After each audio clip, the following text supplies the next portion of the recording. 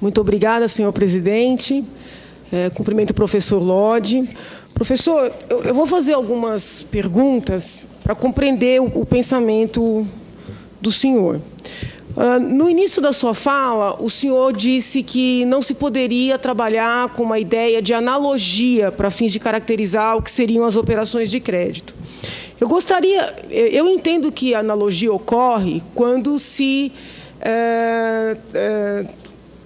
quando não se trabalha com algo que já está escrito na norma, mas sim com algo que não está na norma. No artigo 29, inciso 3º, da Lei de Responsabilidade Fiscal, está expressamente referida a expressão outras operações assemelhadas. Eu gostaria de compreender o que, para o senhor, a lei quis dizer com esta expressão.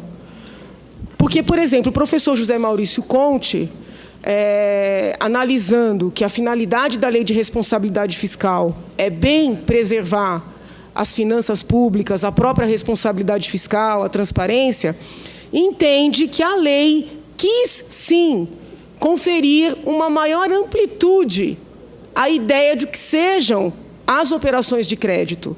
Então, isso não é resultado de uma analogia, mas sim da vontade do legislador e da norma expressa. Então, eu gostaria de compreender, na sua avaliação, o que seriam essas operações assemelhadas. Queria entender também, como a defesa fala muito que não há contrato, não tem contrato, eu gostaria de entender se pela sua concepção, necessariamente para haver contrato é necessário que exista um instrumento. Porque eu entendo que o contrato ele existe independentemente de um instrumento materializando. Então, eu gostaria de saber se, na sua opinião, na sua concepção, o contrato se confunde com o instrumento.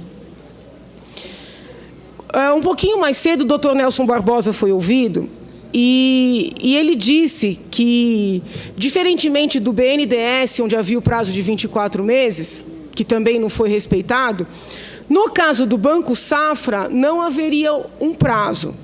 E aí, o Tesouro pagaria conforme a sua disponibilidade. São palavras do doutor Nelson Barbosa. O Tesouro pagaria conforme a sua disponibilidade.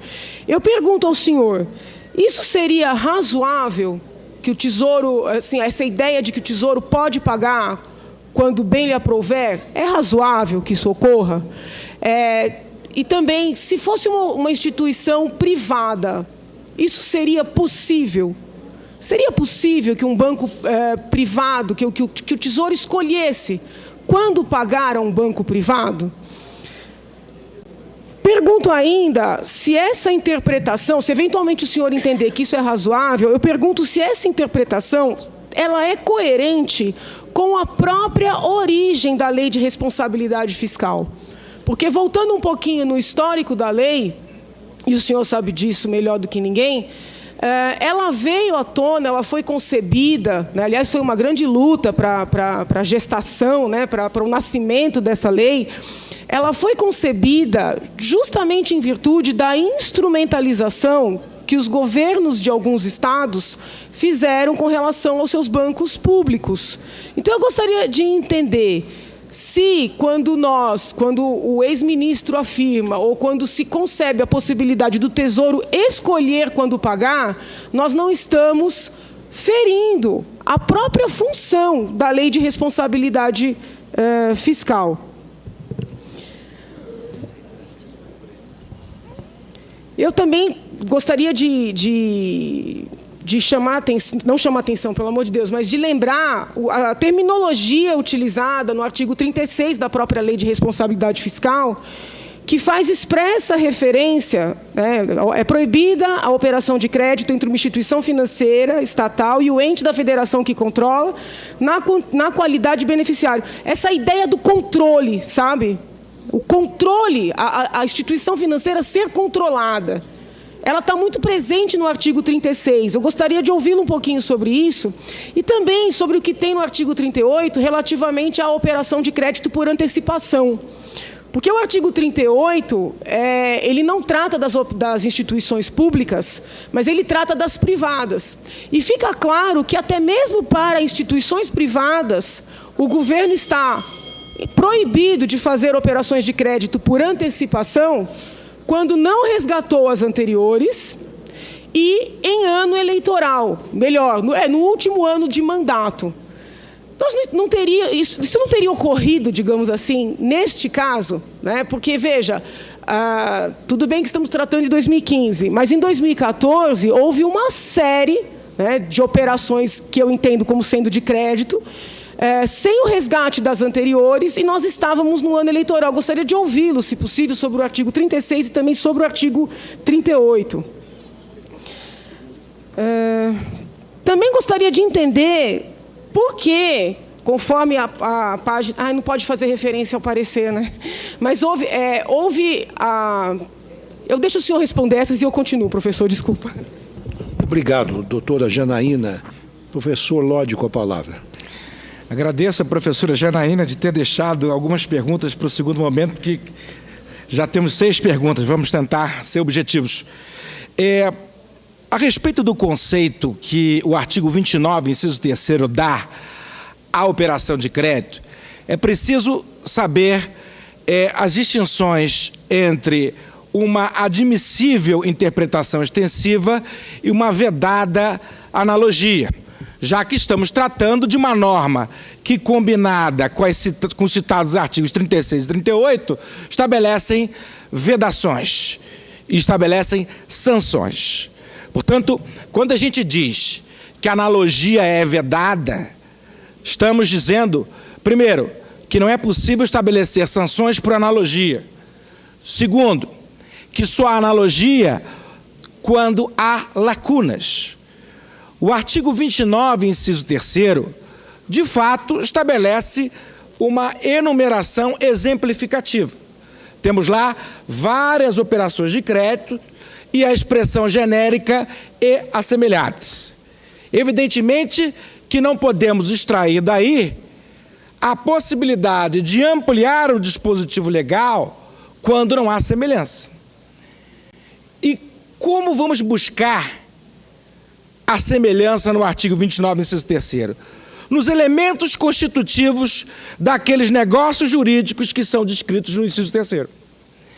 Todos eles se caracterizam por verdadeiras operações de crédito, independentemente do instrumento. Todos eles são baseados em contratos bilaterais, onde a vontade das duas partes faz-se relevante. Todos eles se caracterizam pela transferência de patrimônio do credor para o devedor, com a promessa de, em determinado tempo, com base na confiança, haver a restituição com ou sem juros. Evidentemente que não é assemelhada, ainda que se utilize a ideia de responsabilidade fiscal, não é assemelhada uma obrigação ex lege, não é assemelhado qualquer inadimplemento legal ou contratual. Porque se nós formos adotar, professora Janaína, a interpretação que o TCU está querendo impor, nós vamos chegar à conclusão, presidente, que a União não pode contratar com os bancos que ela controla. Porque qualquer relação contratual pode surgir o inadimplemento, gerando um direito de crédito. Está se tentando confundir direito de crédito com operação de crédito. O crédito pode surgir com base na vontade, com base no ato ilícito, com base na declaração unilateral de vontade. Não podemos interpretar o artigo 29, inciso 3º da Lei de Responsabilidade Fiscal como uma vedação a um potencial crédito que os bancos tenham contra a União, porque se assim o fizermos, estaremos proibindo que a União contrate com seus bancos, o que não faria o menor sentido. Portanto, a analogia se faz porque o inadimplemento das subvenções econômicas não é extraído de nenhum dos sentidos possíveis oferecidos pela literalidade do texto, sequer com a expressão genérica e assemelhados, porque não há semelhança entre obrigação ex lege inadimplida e operação de crédito. Segunda pergunta, o contrato ele precisa, com instrumento ou sem instrumento, independentemente do nome iuris, ter uma conjugação de vontades prévia. O contrato de operação de crédito com ou sem instrumento, ele não deriva de um inadimplemento de uma obrigação ex lege. Por isso também a analogia não é possível. Sobre a ausência de prazo para pagamento das subvenções econômicas do Plano Safra, só quando houver disponibilidade financeira, o regramento anterior, vigente no momento em que os atos foram praticados, supostamente, era lacunoso, merecia reparos, como foi feito depois da decisão do TCU. Mas isso não significa que se possa, naquele momento, considerar ilegal, porque esse regramento está aí desde 92. Esse regramento sem prazo para pagamento desde 92. E, claro, o Banco do Brasil, como pessoa jurídica de direito privado que é, poderia exercer o seu direito de crédito, poderia ajuizar ações, poderia, como a Caixa Econômica fez, utilizar a Câmara de Arbitragem do Governo Federal, poderia exercer o seu direito de crédito, mas isso não se traduz em operação de crédito. Portanto, pegando o histórico da lei, quando se pretendeu evitar que os governos estabelecessem operações de crédito com os seus bancos, evidentemente, ninguém pretendeu, nunca se pretendeu, impedir que existisse outro tipo de relação jurídica entre bancos e governos. Porque o que se pretende com essa tese é evitar que a União vire devedora dos bancos. É isso que o TCU estabeleceu. A União não pode ser devedora dos bancos. Isso significa que a União não pode contratar com os bancos, porque o inadimplemento é uma possibilidade inerente a qualquer relação contratual. Os artigos 36 e 38 não se aplicam ao caso concreto da Lei de Responsabilidade Fiscal, não se aplicam ao caso concreto, porque tratam de operação de crédito. E o artigo 29, inciso 3º, Obrigado, professor Lodi. Doutora Janaína Pascoal, para as reperguntas. Obrigada, excelência.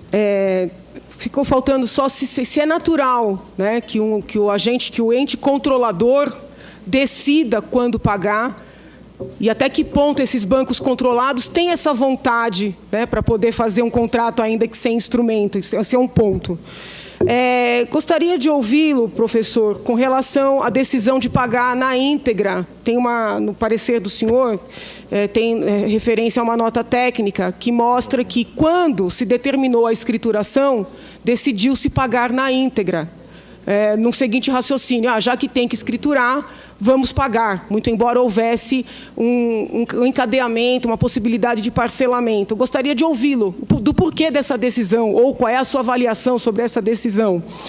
Também gostaria de saber se, no acórdão de 2009, não estou dizendo nas tabelas, nem na tese da defesa, mas no acórdão, existe uma análise exaustiva da compatibilidade de decretos abrindo créditos suplementares. Eu pergunto isso porque o doutor Nelson Barbosa reconheceu que, no acórdão de 2009, não havia uma análise exaustiva. Ele disse que em 2015 houve, e que ele passou a concluir que teria havido a análise com base numa tabela que viu na defesa da senhora presidente. Então, minha pergunta é: no corpo do acórdão, foi feita uma análise exaustiva da compatibilidade entre os decretos eventualmente baixados em 2009? E, para finalizar, professor, eu vou ler assim, alguns trechos do parecer do procurador Ivan Marques, porque eu gostaria de saber qual é a opinião do senhor, como professor, sobre estes trechos. Porque o parecer tem sido muito citado aqui no plenário, mas sempre no que diz respeito às operações de crédito.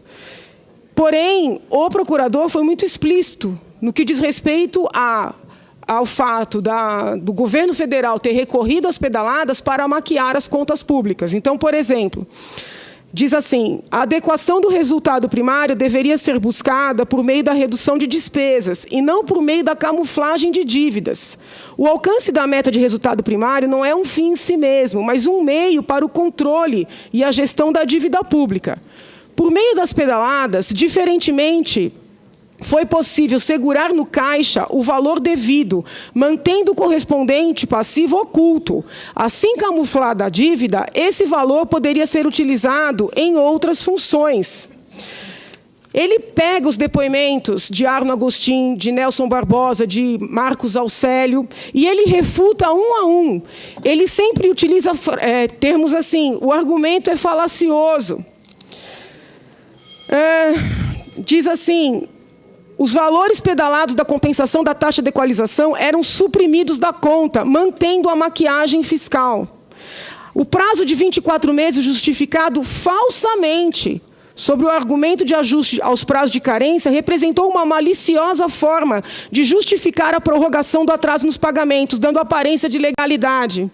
No caso do Plano Safra, muito embora não se tenha criado um mecanismo tão engenhoso, os atrasos também ocorreram, e como em todos os casos aqui apontados, não eram captados pelas estatísticas do Bacen. Eu gostaria de saber, o senhor, como um grande conhecedor desta matéria, como é que o senhor avalia estas frases do procurador Ivan Marques? Palavra. Obrigado, professora Janaína. Vou tentar responder sinteticamente as 4 perguntas adicionais. Em relação ao ano de 2015, é natural que o governo federal pague, no prazo que o senador Anastasia colocou no seu relatório 2, em 4 meses as subvenções econômicas? Me parece que isso é uma rotina administrativa em vários setores do governo. Eu acho que é positivo o regramento que se deu depois da decisão do TCU, estabelecendo prazos mais rígidos. Acho que avançamos nesse ponto, mas, evidentemente, esses prazos não podem retroagir. Por que pagou em dezembro? Bom, eu nunca integrei o governo federal, não posso responder essa pergunta, mas, pelo que acompanhei na imprensa, se pagou em dezembro por causa do PLL número 5. Foi possível descontingenciar, dando espaço orçamentário para efetuar o pagamento. O acórdão do TCU de 2009, ele não trata de decretos suplementares, mas trata de decretos de contingenciamento. A questão jurídica que está sob a apreciação nossa nesse momento é se os projetos de lei que alteram a meta já devem constar do relatório bimestral antes de serem aprovados pelo Parlamento. A resposta do TCU é sim, devem constar, desde que no último relatório bimestral se aplique a meta vigente. É exatamente isso que ocorreu em 2015. Exatamente isso. Quando se diz que essa discussão não foi abordada em profusão pelo acórdão, é porque foi suscitada pela área técnica e o acórdão diz, não, o projeto de lei foi aprovado, portanto, não há mais questionamentos em relação a essa matéria. É bastante conclusivo a respeito desse tema. Portanto, houve uma virada jurisprudencial importante. Sob o parecer do Procurador da República, que é citado, Ivan Marques, nesse ponto que a professora leu, a respeito da maquiagem, da camuflagem, do passivo oculto, eu não concordo. E vou ser muito objetivo em relação a isso. O Banco Central, embora isso não seja objeto do processo de impeachment, porque o relator na Câmara dos Deputados excluiu essa matéria por não ser responsabilidade da excelentíssima Presidente da República. Mas, de todo modo, já que a pergunta foi feita, e o parecer do Procurador da República aborda não só 2015, mas também 2014, mas é preciso ressaltar que o Banco Central seguiu, cumprimento o senador Raimundo, seguiu rigorosamente o regramento que era previsto pelo Banco Central desde 1991. Que segue regras internacionais aprovadas pelo Fundo Monetário Nacional. Obviamente, o Senado tem competência para estabelecer uma disciplina diferente, e deve fazê-lo. Mas a disciplina o Banco Central escriturou dessa forma pelo regime de caixa, ou seja, no momento do pagamento, não por uma decisão da senhora Presidente da República, não por uma decisão dos seus ministros, não por uma decisão da diretoria do Banco Central, mas por uma imposição da norma vigente que segue padrões internacionais. Portanto, não vejo fraude, camuflagem ou passivo oculto. Agradeço ao professor Lodi, agradeço à professora Janaína.